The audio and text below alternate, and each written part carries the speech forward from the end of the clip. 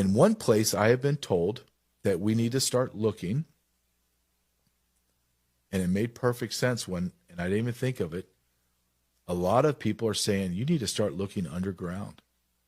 I'm like, what do you mean underground? Well, JG, there's whole tunnels, underground tunnels. There's underground spaces, living places.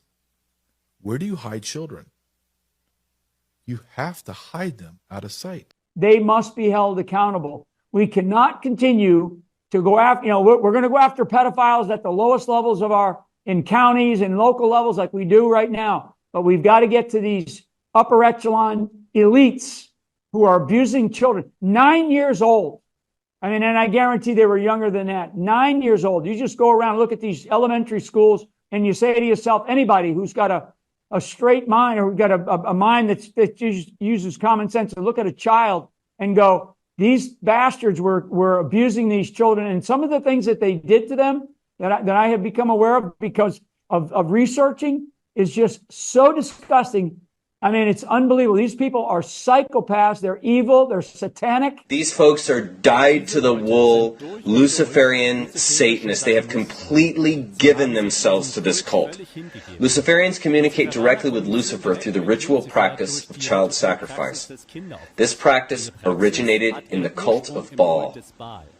Baal is just a name for Leviathan or Lucifer or Moloch. These are all referencing the same energy. The cult of Baal, which is the oldest cult ever established on this planet, is the ancient precursor to Luciferianism. Luciferianism, I personally consider, simply a formalized and highly organized cult of Baal. They are pure darkness, and this emptiness, lack, drives their craving for our life energy. John Todd is also a whistleblower of the Lucifer sect. He testified to countless human sacrifices by Satanists. Thousands are being sacrificed on Halloween alone. He told about the Rothschilds leading the sect. They were the mouthpiece of Lucifer. There were 13 chairs at their table, whereby the 13th was for Lucifer, because he would sit there himself. He had seen all of this with his own eyes. John Todd tells of being on the Supreme Council of 13 and passing on direct political orders from the Rothschilds to politically influential people, such as governors or senators who happened to be in his area. He said that since Woodrow Wilson, and including him, there has never been a U.S. president who did not belong to this Satan's cult. Well, see, first of all, it's normal when you go to the Old Testament, Moloch and the Baals, they wanted the baby, they took the children. Explained to me by Satanists because it's a higher level of blasphemy to God, against God. It's and for some reason the demons love bringing that kind of harm. We look at a child and automatically we're going to protect them, save them, guard them, whatever it takes. They look at a child, they'd eat it alive, they destroy it, they'd torture it. That's why some rituals are called demon revels or satanic revels. The younger the child, here's exactly what dark undergrounders have said to me: the younger, the better. And we never kill them right away. We prolong the torture. Why? Because we have to raise the energies, the terror, the fear, and then little by little letting some blood out. The whole idea of these big wars is a joke. It's a setup, it's a game that's played to play off the opposites against each other in the hopes of synthesizing a new world order where we all kind of synthesize. That's why Democrat and Republican is a joke, because what they ultimately want is a new world order which is run by a Luciferian philosophy. Now, this is very disturbing sounding stuff, but they've been persecuted for thousands and thousands of years by various people. Nobody persecuted them as badly as the Roman government through the Catholic Christian Church. They were tortured, they were killed, so they came to the natural conclusion, you can understand anybody would have done this under the circumstances. What do you think they would choose? They would say, okay, whatever God these guys think is God, whoever the Christian Church says is the bad guy is the good guy. Okay, wait a minute, Lucifer is the brightest light, the brightest angel in heaven, right? And he's the one that got tossed out of heaven.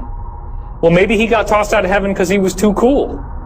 Right? Because because everybody else in there was a bunch of corrupt shysters. Well, this is actually what the most powerful people in the world think. And they are a fundamentalist religion just like any of the others. They still believe this weird stuff.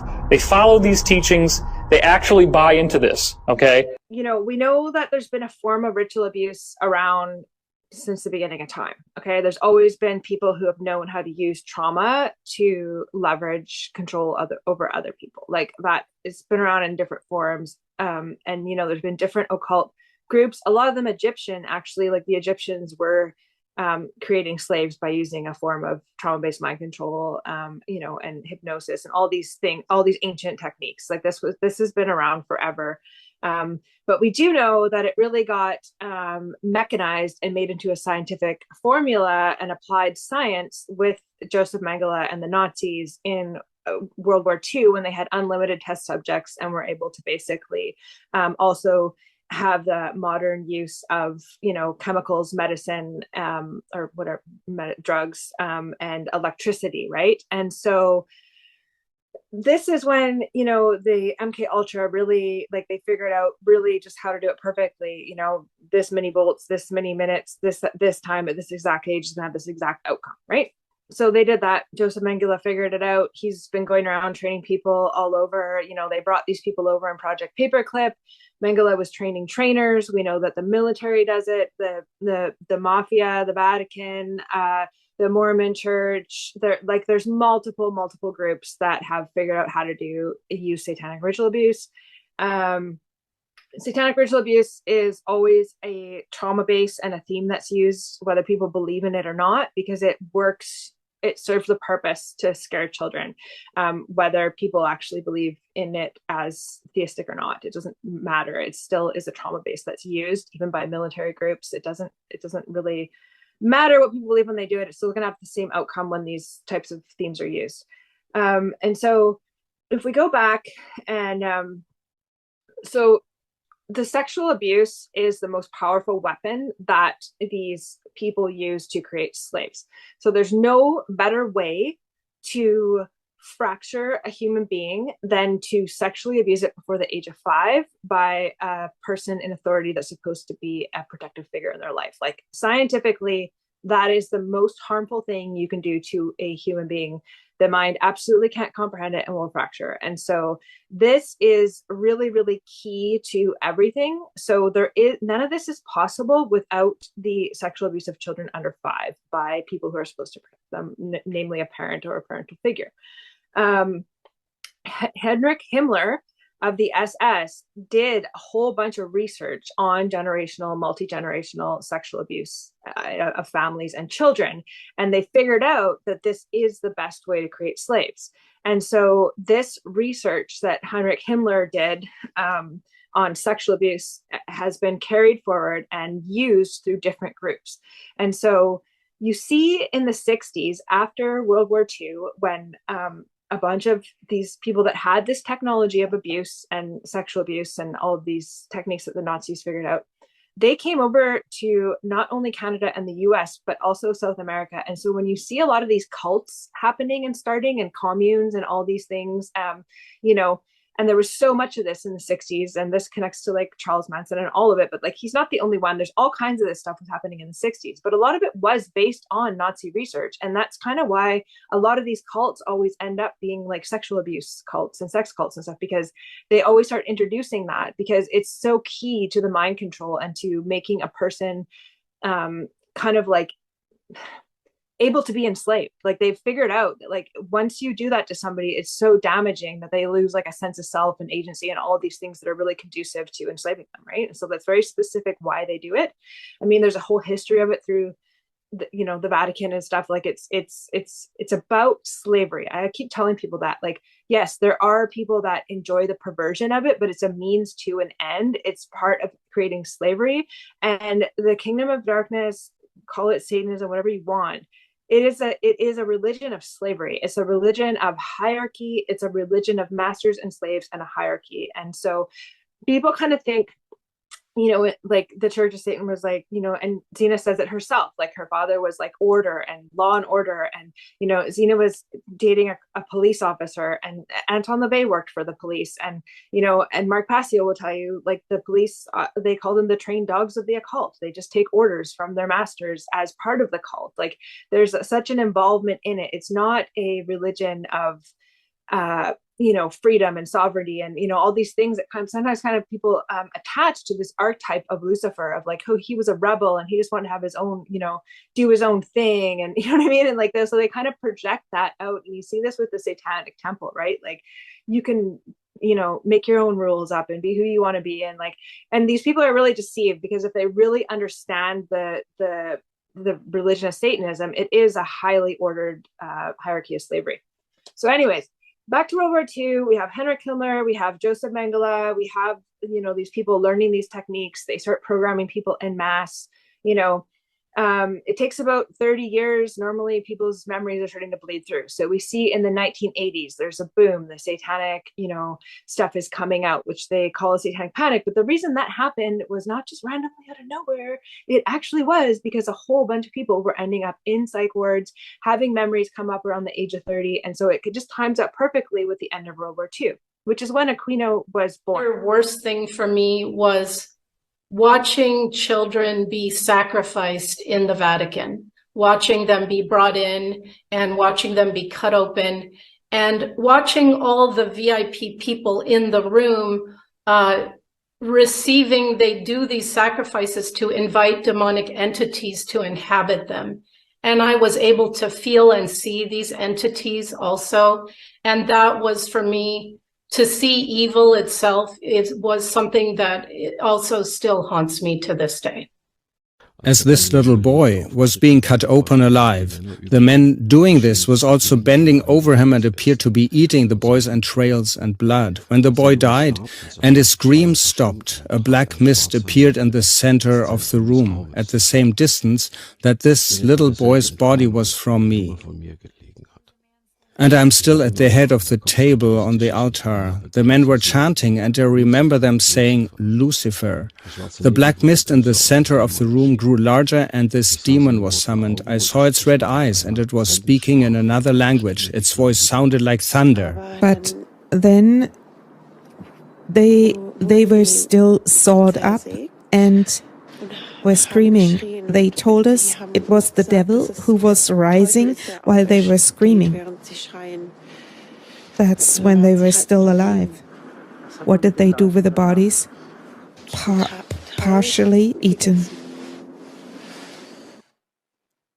Many survivors tell exactly the same story. Where I witnessed the most heinous human sacrifice of all time, and the most difficult one to process and talk about in therapy.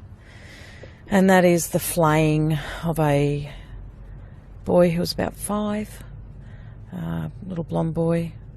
Anthony Kidman and 4 other men were dressed in multicoloured robes according to the pentagram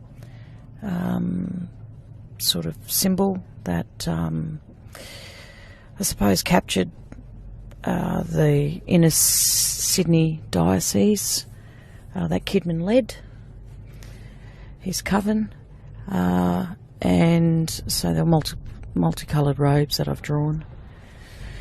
I was quite young. I tried to stop the ritual as soon as I realised what was going on and what they were about to do to this child. They crucified him and flayed his skin and pinned it back, and then they strung him up over. Once they'd done it, they did it to him alive. Once they'd finished that, they strung him up over the stage of the Great Hall. Nicole Kidman was sitting down to the front to look at, to the left as you look at the stage. I was sitting more to the back right, and I ran up and tried to stop them, and Bruce Spence put his big boot on put his foot on my neck to stop me, and he just laughed at me, and everyone laughed at me. screaming and carrying on, trying to stop what they were doing. And yeah, quite a number of university staff are involved in Sydney Uni chapter, I suppose, of the order, which was run by Kidman, and Leonis Petrescus was a member of this particular coven at one stage, and he was at Sydney University around the same time as Anthony Kidman. So there's lots of prominent coven members who have gone through Sydney University.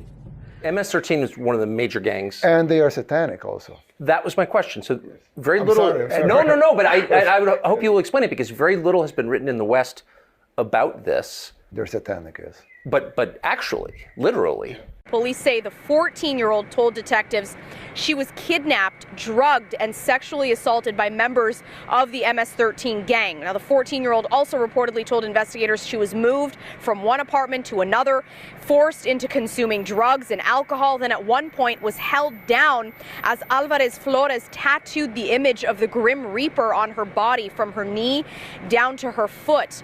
This girl also told police the 15-year-old at the apartment was a girl named Genesis. She believes Genesis is the girl found dead on February 16th. Now, the witness also told investigators there was a satanic statue in the apartment, and the gang members said they wanted to offer the beast a soul.